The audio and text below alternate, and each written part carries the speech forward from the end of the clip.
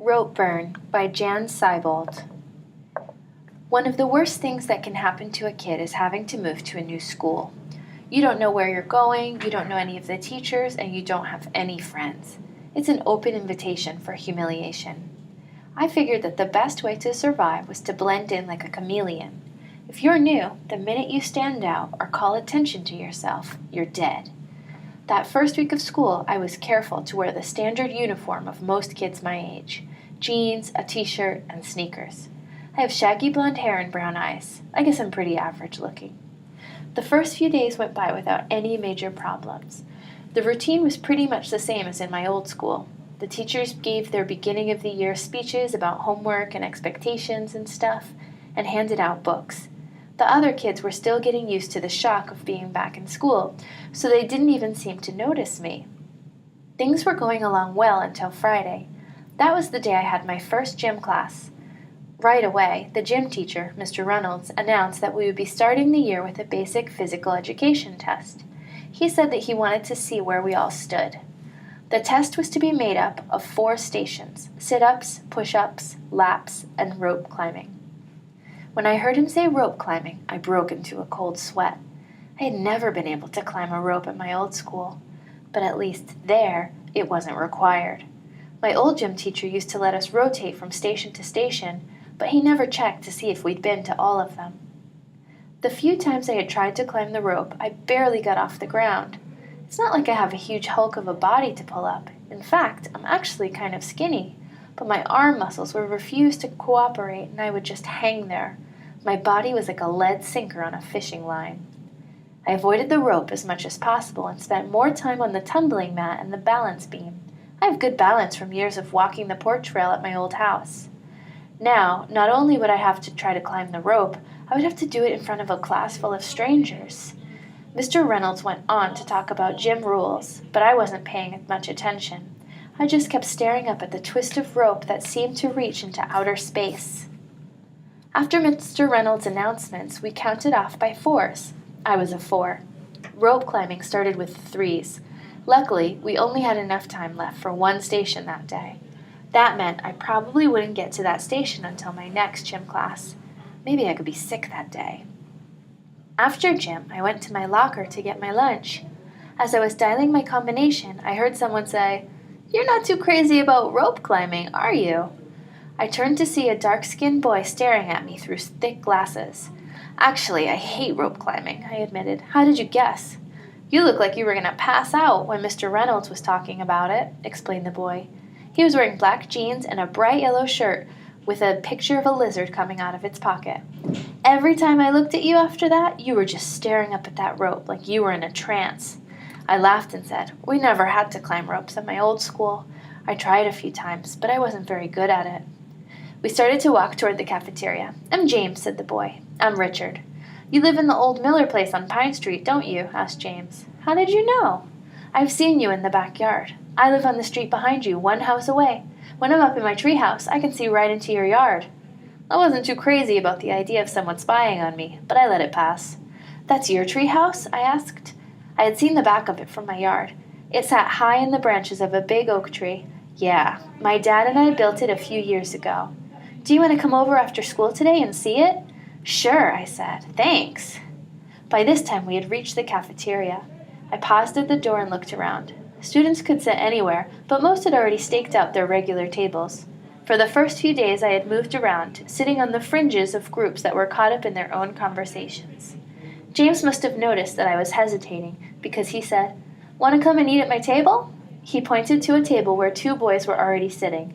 "Okay," I said, relieved. James introduced me to his friends Michael and Roland. At lunch, we compared schedules. It turned out that James was in 2 of my afternoon classes. He told me all about the good teachers and the bad ones, and about the subjects that he liked least and most. Roland teased him about being a brain, but James just laughed. "If I'm a brain, then you're a spleen," he told Roland.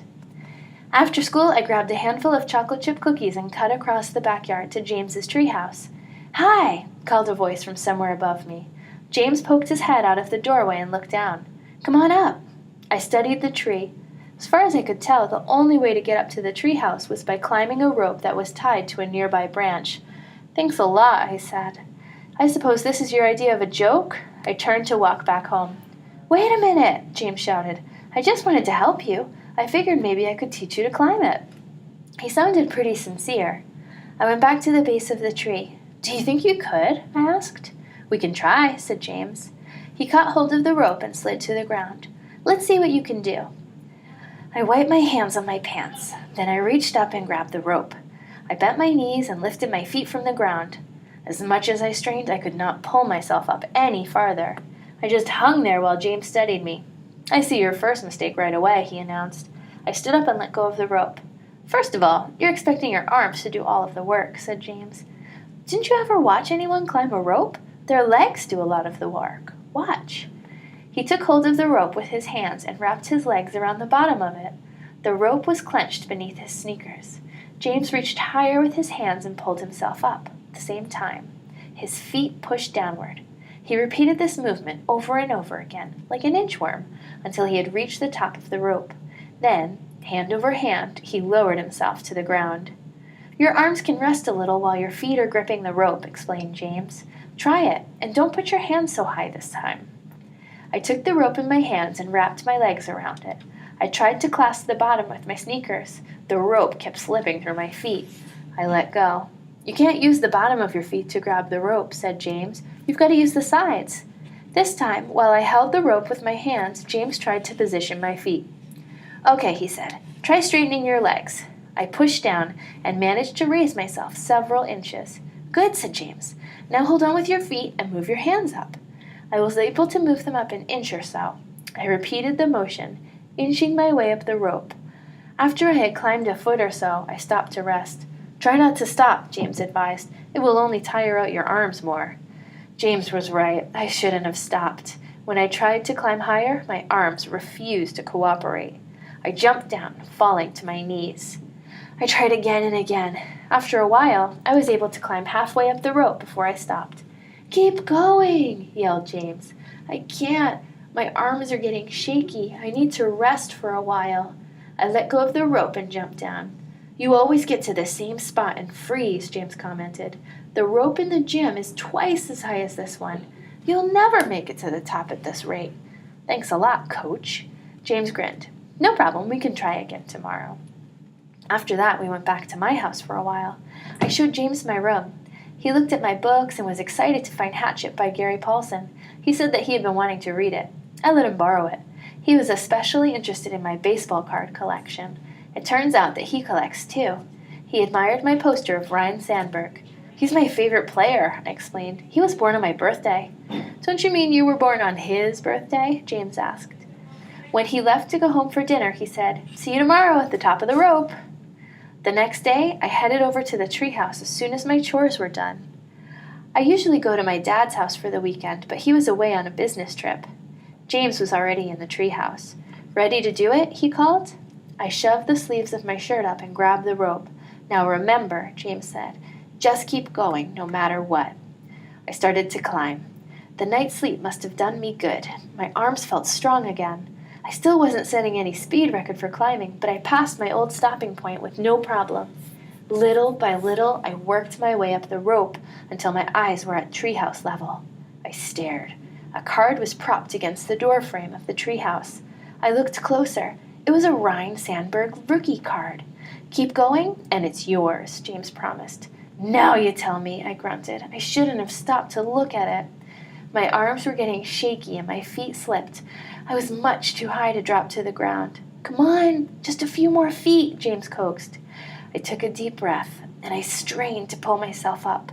Slowly, I climbed high enough to put my foot inside the doorway. I swung myself over and landed on the floor. Congratulations, proclaimed James.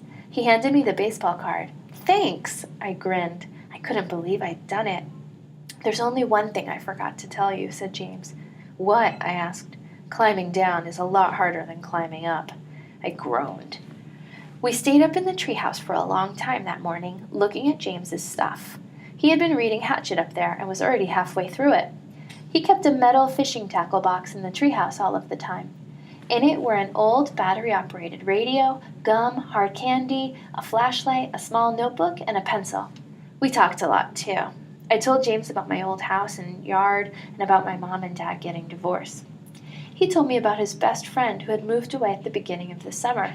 I was secretly glad that his friend had moved. If he hadn't, James wouldn't have been in the market for a new best friend. Climbing down wasn't as bad as James had made it out to be. I just worked my way down slowly. James told me that he and his family were going away the next day, but that I should practice as much as I wanted. On Sunday, I climbed the rope a dozen times or so. On my last climb of the day, I left a message for James in the tackle box notebook. It said, "See you in gym class at the top of the rope." Next gym class, it was my group's turn at the rope climbing station. I was fourth in line. The first two boys climbed up with no problem. The third boy didn't even make it off the ground. Mr. Reynolds told him to watch how everyone else did it, then to try again later. It was my turn. I grabbed the rope and slowly started to climb. My hands were tender from practicing all weekend. My gym shorts were more slippery than the jeans that I had been wearing. About halfway up, I almost stopped to rest.